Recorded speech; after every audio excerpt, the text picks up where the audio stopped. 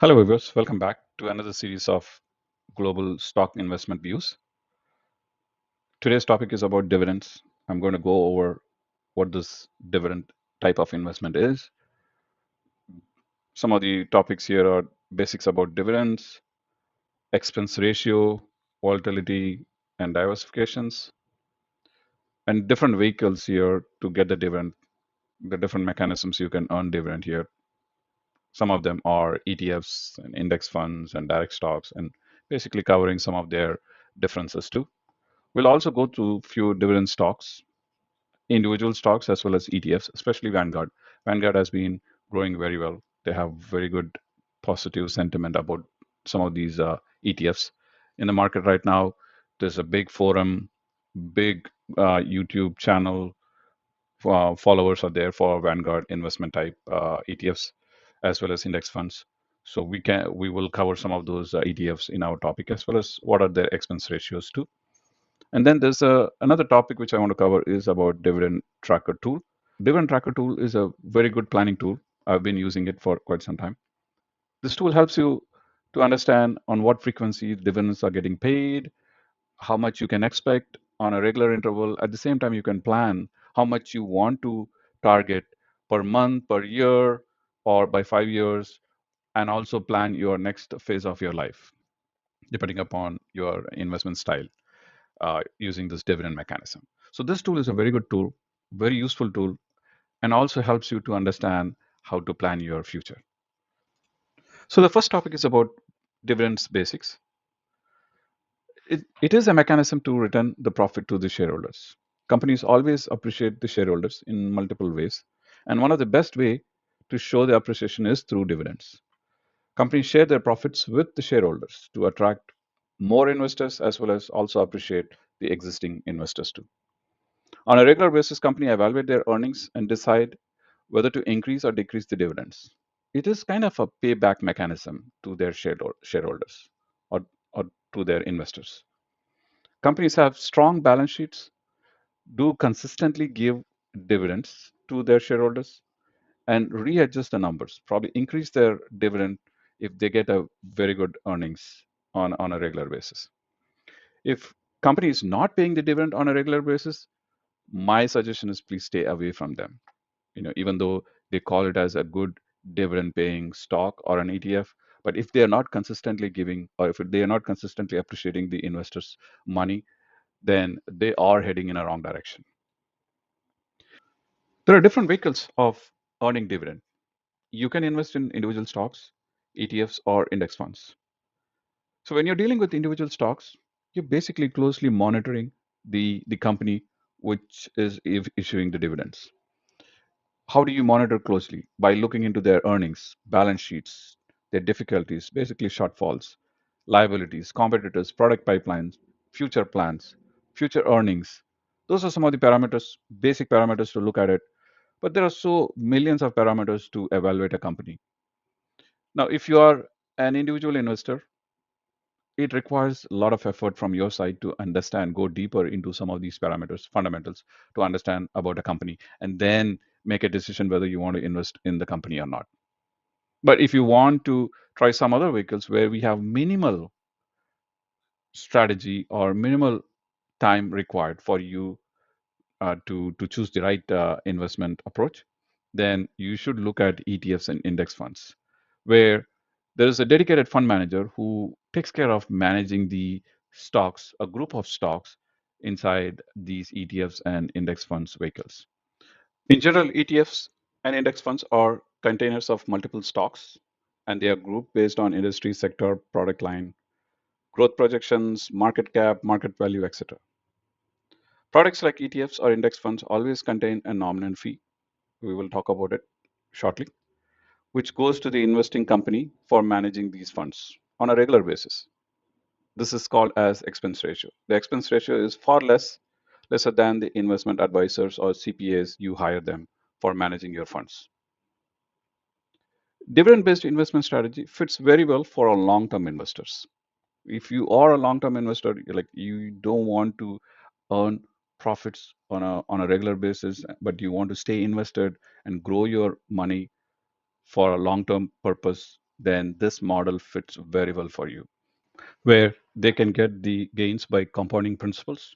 You accumulate, keep buying these dividend paying stocks on a regular basis gradually, and build your portfolio for a long term investment.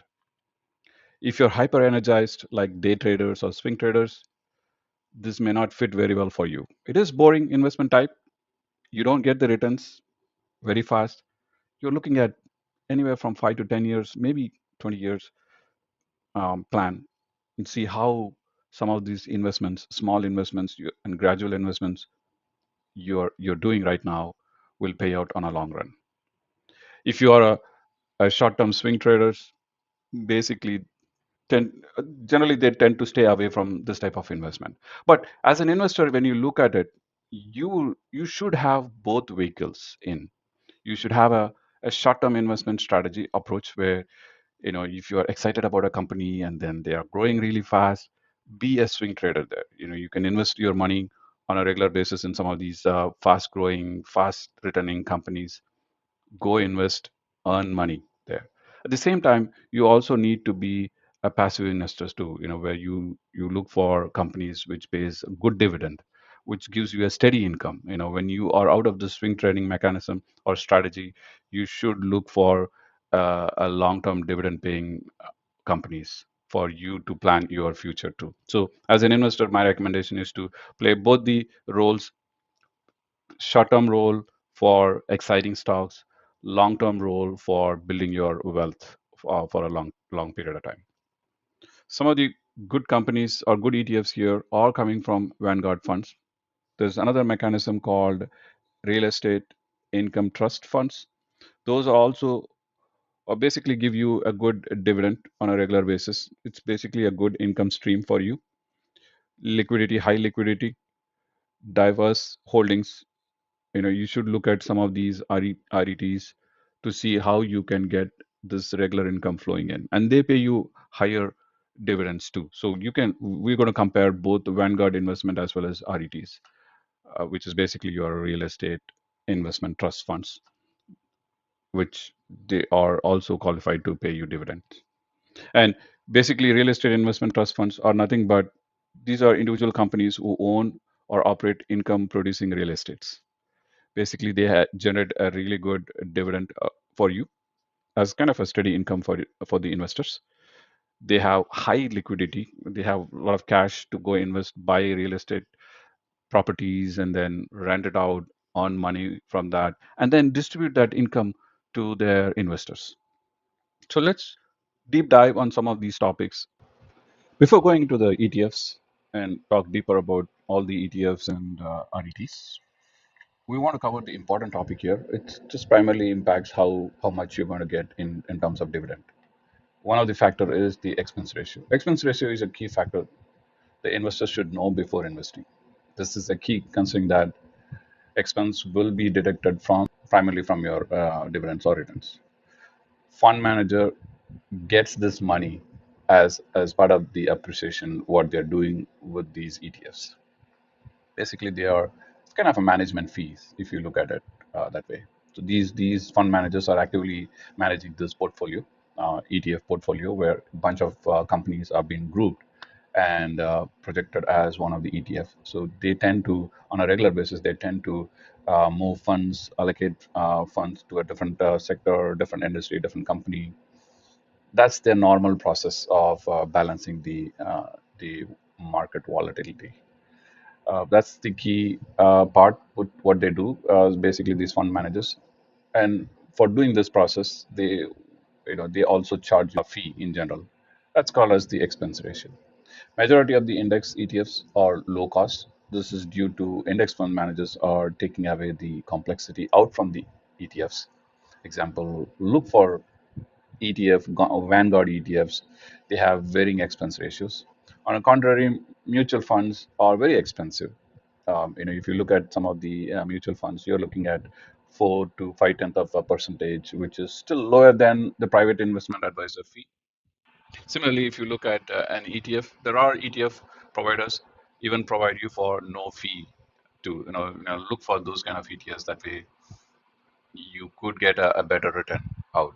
But when you go for this no fee ETFs, the compromise is that your dividends will also be lower. So you look for those kind of parameters before investing it. Highest or higher expense ratios for Vanguard index fund is around 20 to tenth of a percentage, okay, which is still lower compared to Vanguard, so compared to other index funds or ETFs. But the lowest and the quality funds are from Vanguard. So you always tend to go with some good quality ETFs and funds from companies like Vanguard. And those fund managers are very efficient in managing these funds. Always consider Vanguard ETFs for better returns and values. The next thing we want to talk about is the volatility. Right? Volatility is a key factor which can make or break the investor. My experience would generally with the market tend to be like, you as an investor, you invested on an ETF or a particular company which pays you a good dividend. But if their stock price is very volatile and very reactive to the market trends, generally every company is like that with the market trend. So when you find the companies which has high volatility, then the risk factor is also high. It's not just you're getting the dividend back, you're also looking at the price appreciation too. You want, when you invest in a company or in an ETF, the price should appreciate. Basically, when you look at the return for any dividend paying company or an ETF, is whatever dividend you get plus the price appreciation you get. That's, it's two components. That's how you add up value, to your investment. So that's the key part. If your investment in a company or ETF, it's very highly volatile, then there's a good chance that the risk is high. The good chance that you will lose money. Even though they pay you dividend, but what happens if the price is just below 50% less than what you bought? Right. That's the key part of it, when you're looking at the volatility, and um, you know, that's a key thing to look at it as an investor. And at the same time, now, how do you balance the volatility? You balance the volatility using another mechanism called diversification. Diversification is like, hey, there's a particular sector is highly volatile, but there's another sector which is still balanced, right? Or it is growing. Now, you have invested $100 here, and this is going down in terms of volatility. In terms of trend, it is downward trend, but the other sector is trending upwards. So now, if you look at it, $100 here versus $100 there, whatever you're losing, you're gaining on the other sector. So that's how you balance it, and that's kind of the key mechanism. These even the fund managers do this. When you look at it, if you look at any of the ETFs or index funds, go look at those companies what they have subscribed for. You could see that when you have a particular sector or industry really doing well, you will see the funds moving in that direction. All these institutions managing these high paying funds or high dividend funds, ETFs, they tend to move their money into the performing sector or an industry. Similarly, if you look at as an individual investor, right, when you look at your portfolio, make sure that you're not just staying with the one industry, one sector. You never know what happens down the line. The sector or an industry could go down. That trend could completely change in an opposite direction. So always look for opportunities where you can diversify your investment. You could put some money in the, for example, tech sector is always fast growing. At the same time, it's also volatile. So if you put some money there, also look for opportunity to put money in kind of stable industry manufacturing sector where it is steadily growing. At the same time, you're not going to see that much volatility there. And then the next thing is to look at it. Hey, is there any ETFs or any index funds available which supports real estate? So go put some money in that one. So that's how you diversify your process. But as an investor, if you look at it, I can pick and choose individual companies to go invest in it, or I can look for ETFs which are the leaders in these sectors or industries. So that's one mechanism for you to uh, be less volatile, as well as you're steadily growing to using the diversification mechanism. Not just put all the eggs in one basket. You never know what happens to that basket. Too much volatility can cause your high risk. Your causes your money to go down. as an investor, you tend to just spread the money across. That way, it gradually grows. That's kind of the diversification direction to take. The next thing to look at it is the key dates. When you invest in any dividend stocks, there are four key dates you need to be watching, or you need to know before you go put some money into it. The first is the declaration date. This is where the board of companies, basically, company board declares the date for dividend. Uh, they will come back and say, hey, anything, any investment happened before this date will be considered for dividend. Like those are some of the declarations happen in that day. We call it as declaration day. Ex dividend day is it's just on or after the non eligible for dividend until the next declaration happens. In the sense, like they've declared the date saying, okay, by this date, any investment happened by this date, or any shareholders invested their money by this date will be considered for dividend. After that date, whatever period you have where even if you invest money, you won't get the dividend. So that period, it's a non-eligible for dividend period. It is. So that is called as the ex-dividend date. So look for those dates. The third thing is the record date. So you, as a shareholder, register or take ownership or invest money on or before this date. That way, you receive the dividend. The last one is the payment date. That's when the dividend gets paid. So these are four key dates. It is ex-dividend date. It's slightly confusing, but you tend to be not granularly monitoring this date. All you care about is the key dates, the record date, and the payment date. Even the declaration date also, sometimes as an investor, I never worry about what the declaration date is. If you're very actively into this dividend model and closely monitoring and moving the funds in and out of the ETFs, then those type of people tend to look at the declaration dates. But as a simple small investors like me, I tend to look at the record date and the payment date. Those are my key dates, which I wanted to focus on. I want to make sure that I invest money before that date. That way, I'm eligible for my dividend. And then the payment date is when the dividend pays into my account. So those are two key dates to look for. Let's start off with looking into the sector performance. I primarily look at the sector performance. Based on that, I figure out which sector, which industry to invest in. I think that is a very common strategy every investor tend to take. Any fund manager, any portfolio manager, a little bit experienced investors, you go talk to him. First thing you hear is that in their stock screening process, first thing they figure out is which sector to go invest in. Looking into the sector performance, I kind of picked up all kinds of sectors here.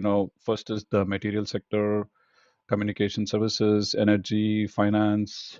This is top S&P 500, top 50 stocks, industrial, tech sector, consumer staples, real estate, US sector, utilities, healthcare, consumer discretionary. So these are some of the sectors I usually very closely monitor.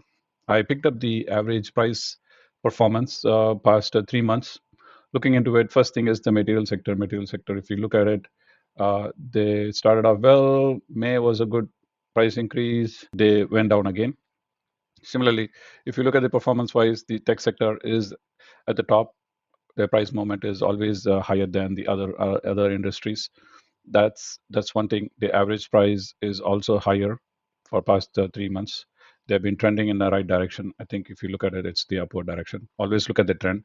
The next top sector is the consumer discretionaries. This is also trending in the right direction. You could see it started off well, 176, slightly edged last month, sorry, May month, and then June month, it actually went 2 points higher. So it's also trending in the right direction, consumer discretionaries. And the third sector is the healthcare sector. So right now, if you look at the current market, these are the three sectors performing to the par.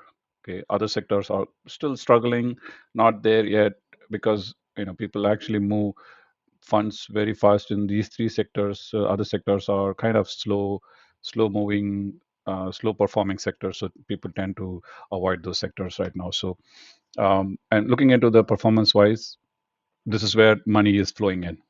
This is where money is flowing in. So always follow where the money is flowing in. Some of the fund managers and portfolio managers and big time institutional buyers, they are allocating funds in these sectors right now. So keep an eye on it. That's why I wanted to show the sector performance.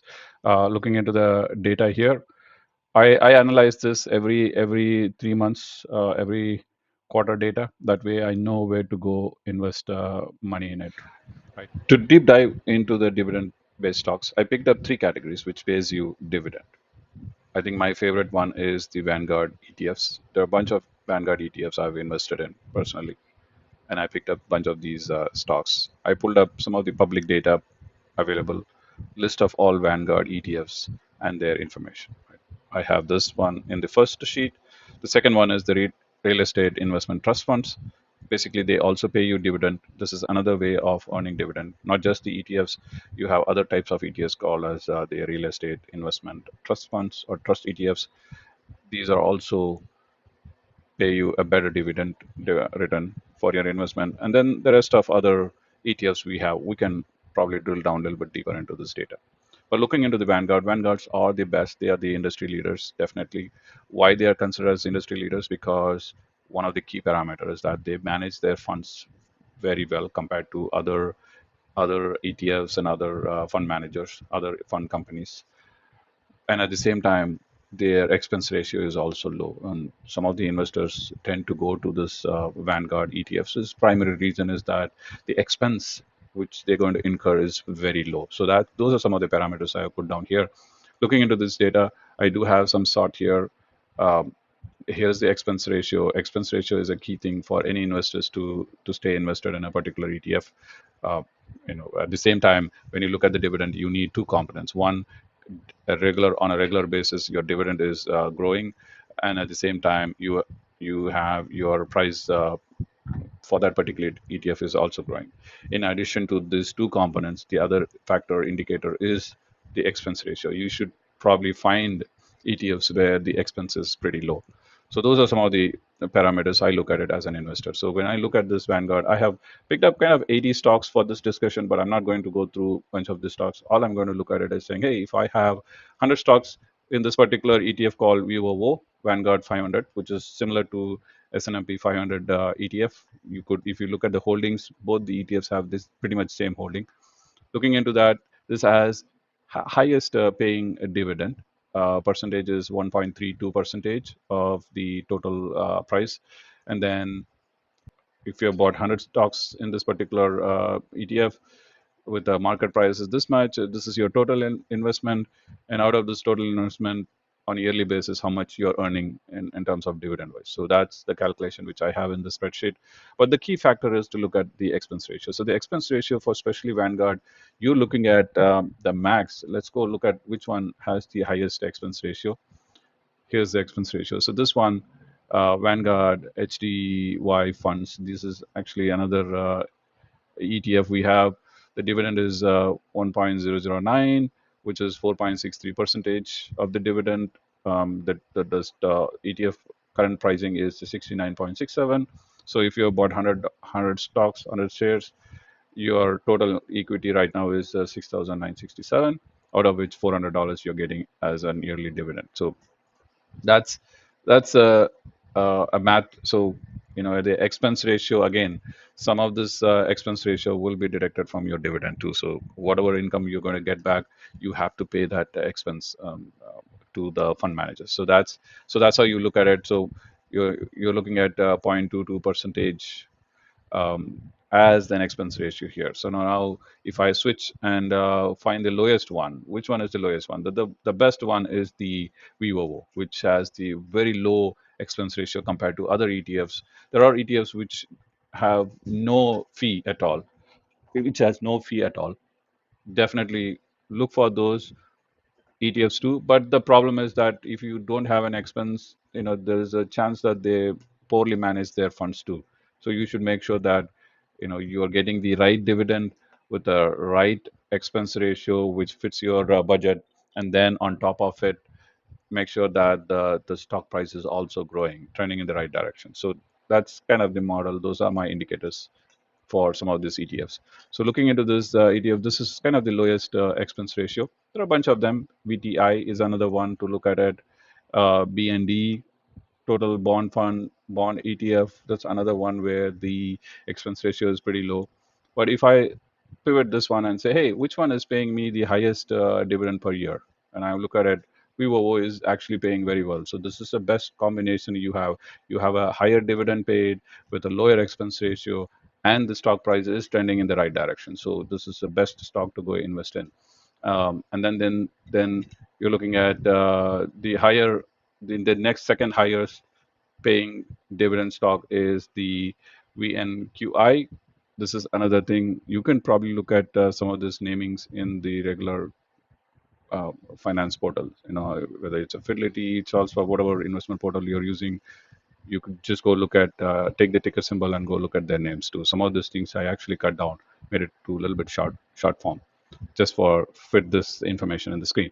So the second highest one, which is paying you the dividend, is this VNQI, but look at the expense ratio, slightly higher than the other one.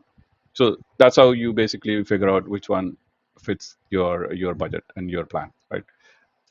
So the next group of stocks which I want to discuss here is the retail real estate investment trust funds, or basically not funds, they are basically ETFs. So these ETFs also works in a similar model like the other dividend ETFs. There's no big difference, but that business model is slightly different. What they do is they get the investment from their shareholders. They take that money, go buy these real estate properties, and then rent it out. You know, whatever income they get, they take a portion of that, part of their processing fee, and then the remaining amount will be distributed to their investors. So that's kind of the mechanism they do it. Here, they don't have an expense ratio for this type of ETFs. So this is another mechanism where you can, if you feel like, hey, you know what, I I don't want to invest in ETFs where it has some expense ratio where I have to shell some money out.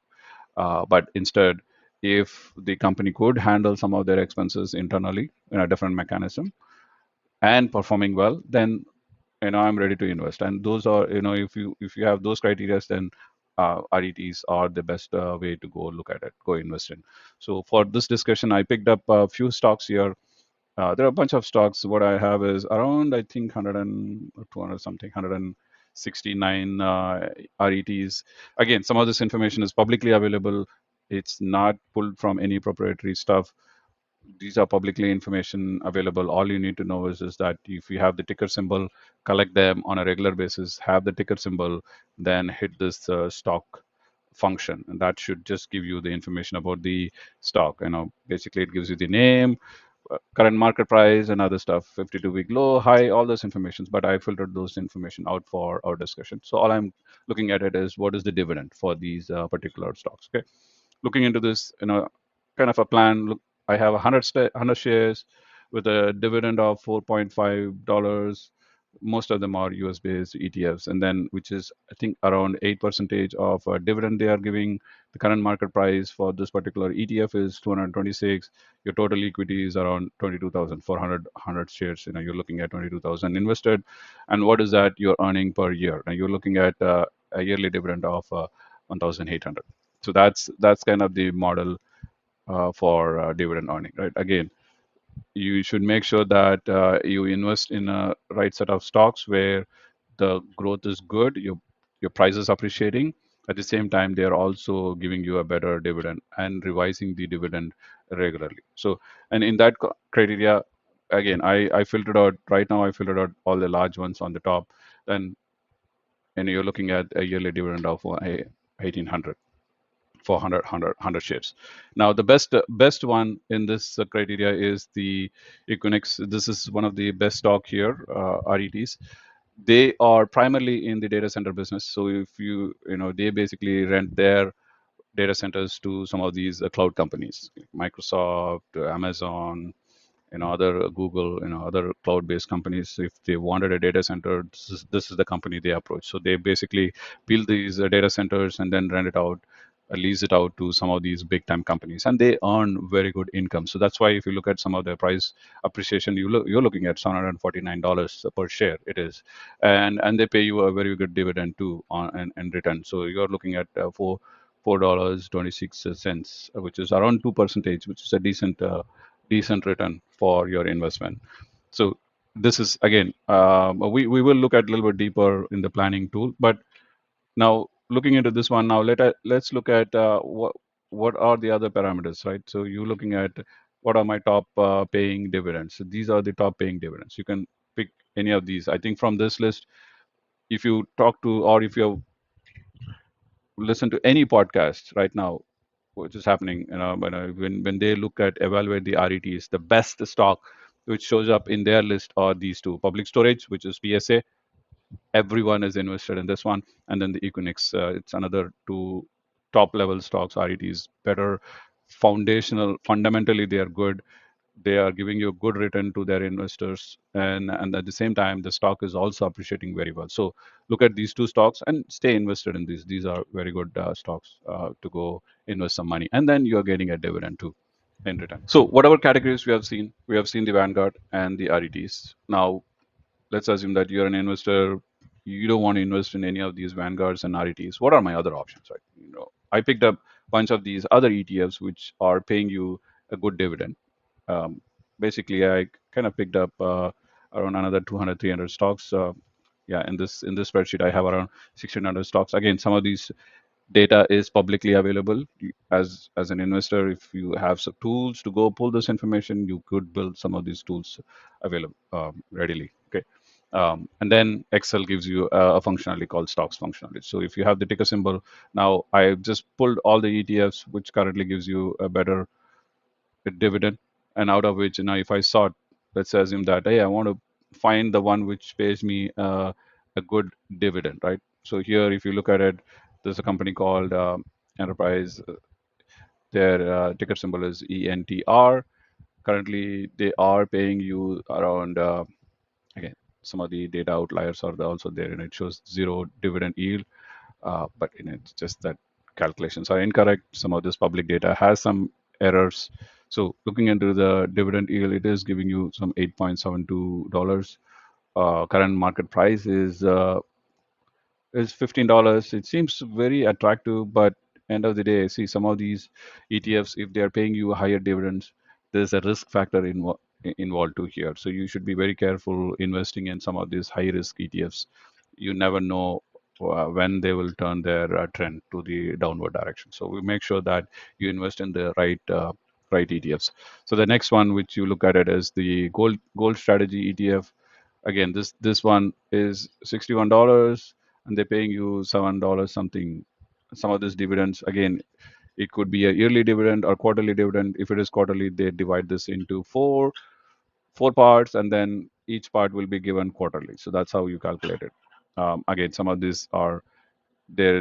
I don't have that information to say whether it's quarterly versus a yearly. So you can go to your favorite portal, investment portal, Fidelity, Charles Schwab, any of those things, put this ticker symbol, just learn about those dividend information. How are they paying you, what trend they have, whether they are giving you consistently dividend, and is the dividend growing on a regular basis or not, right? In addition to the price growth. There are other dividends too. Look at it. There's Invesco Midcap, the MSCI Taiwan. Again, this is another ETF for semiconductors. Semiconductors are currently performing very well. That sector is performing very well. Seconds. There are other ETFs too. They pay you higher dividends, but there's a risk factor, as I mentioned previously. So this is a bunch of information I have. If you don't want to invest in Vanguard or RETs, there are other dividends where you can go invest to earn those dividend income.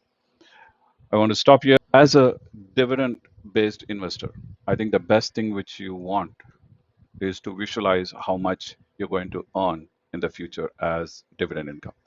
To plan that, you need tools.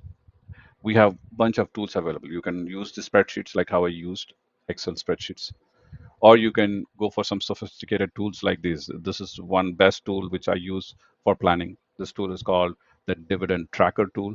This has publicly connected with some of this globally available data, publicly available data, free data, which helps you to calculate, visualize how much you're going to get quarterly, yearly, and how much you have to invest to get to that target. So you can also define some targets and figure out how much you need to be invested in to get that annual income. If you are closer to retirement, you need better tools to go visualize that. The dividend tracker tool, you can have just have one portfolio, which is free. If you want to go add another portfolio, multiple portfolios, then you need to subscribe for a premium this tool. So you need to pay money for that. I'm using the free version of it, where you get one portfolio, which you can set it up, plan it out, and then if you want more, then you can go with the premium model. So this tool currently is a free. You all you need to do is just register and set up your portfolio. So the portfolio which I picked up, again, I picked up a bunch of these stocks which we discussed previously from this spreadsheet. I put down those. So it has a bunch of parameters here, looking at the dividend yield, annual income, yield on cost. Again, if you bought the stock shares for X number of dollars 5 years back, what is the cost on yield, right? Yield on cost. So how much percentage your yield weightage. Weightage is basically your portfolio weightage. So you have 19% invested in this one out of this total amount. This is just an example. I was just calculating if I have to get a 60,000 annual income, what should be my portfolio investment is should be. So that's how I ended up in this number, but this is not the number which I own. So it's just basically it's for our discussion purpose. I created this a sample portfolio. If you're early in your career or a mid level or close to retirement, plan out your target annual income for your family. The number which I'm showing here, it's a single person target. It's not too much. I would say this is a good size amount which will help you to manage your expenses as a single person. But if you are married, then double this income. You could basically combine your spouse income, annual income, and your income together, get it closer to 120K something to manage your personal expenses. Benefit of this income is that you're not living by withdrawing your savings. You're either from your retirement account or from your individual accounts. You are using this annual income, kind of your dividend income, to take care of your expenses. And then the principal amount stays intact. Your principal amount is this, which stays intact. That's the benefit of planning your dividend income.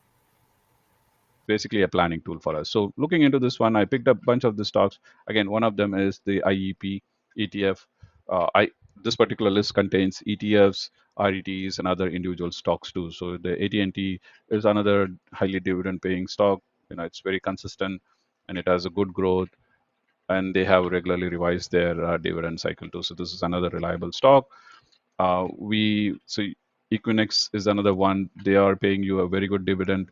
Again, so if you have invested 100 shares, if you bought 100 shares, your total equity is around 76K.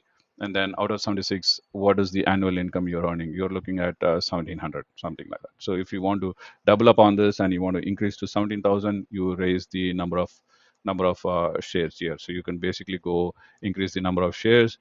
Basically helps you to plan. So if you just bump it up to 1,000 shares, it becomes 760K. That actually adds a 10% on top of it, right? So basically, it just says, hey, 17,000 is what your annual income is going to be. So that's how you plan. This tool is very good tool. Everyone should use it, and if you're planning for the dividend income, just use for it. If you want to look at the payout calendar and payout, how they pay out on a regular basis, this is an information which comes out for free. Again, if you're invested in AMT, 100 shares with 1.62 amount, you're looking at 162 paid on this particular date. So you can plan your dividend income availability for your expenses. So if you are closer to your retirement or you're retired, if you want to go put a plan for your expense based on what income you're getting in, this table will help you out to do that. So now going back to this one again, I picked up a bunch of them. One is the Equinix. Equinix is a really good stock here. This has been performing very well. The VOO. This is also again as a disclosure. I do have some investments in some of these companies or ETFs. So I want to disclose that information before we go deeper into it. I do have some position with VOO. Again, if you look at it, kind of 100 shares, you're looking at 49K or 50K market value. And what is the dividend you're going to get? You're looking at dividend $700 annually. So which, if it is quarterly paid, you have four components of that payment. So four payments to get to that annual dividend. Some of the best stocks here is that just look at the Equinix is one, Vivo, AT&T is also one good high-paying dividend stocks. Now, if I sort based on this one, I think I already sorted based on the topmost sorted based on the annual income. So this is the topmost income one. Again, look at the price for these stocks. If they are cheaper, I tend to stay away from cheaper stocks because they attract investors to buy, but they won't be performing very well. So make sure that you're investing in a solid, fundamentally sound ETFs, good money managers in those ETFs. So I trust Vanguard, best ones, and then some of the REITs. Right now, I'm kind of invested in the Equinix. This is another good stock to invest in, and a bunch of stocks: Clyde, Coca-Cola, Invesco, Mortgage Capital. This is also another one which pays you a higher dividend. Cougar, SQQQ. This is another one. This is an ETF shorting share. Vanguard, bunch of Vanguard ones are there. There are ETFs which has a tax benefit too. One of them is the VTI. So look at this Vanguard total stock. This has tax benefits too because some of their fund management has a better efficient tax management fund management. So some of these funds are being managed very well, considering the tax benefits and other stuff. So you should find those types of ETFs and invest in. What does it mean to us as an investor is that when they manage these funds better with the less expense ratio, then you don't incur that expense as an investor too. So those are some of the benefits which I look at it. So you can build your portfolio gradually. So don't get scared looking at that number, but if you're early in your career, make sure that you hit that target. You try to allocate funds in some of these good stocks, good ETFs where they're paying you good dividend. Just take advantage of that dividend. Especially if you're not an active swing trader or you're not completely into the stock market, you want to invest on a regular basis for your long-term wealth growth. Dividend is the model to go. If you're an investor, obviously the dividend model is a boring model, but end of the day, what you're looking at it is that how do I grow my income on a regular basis, right? For my future. As far as the wealth grows, fine. I don't mind staying away from the stock market. But I wanted to be actively looking at how my portfolio is growing rather than looking at the whole stock market. So at the same time, when you're investing in some of these ETFs, make sure that you balance some of these ETFs too. So sometimes few ETFs perform bad.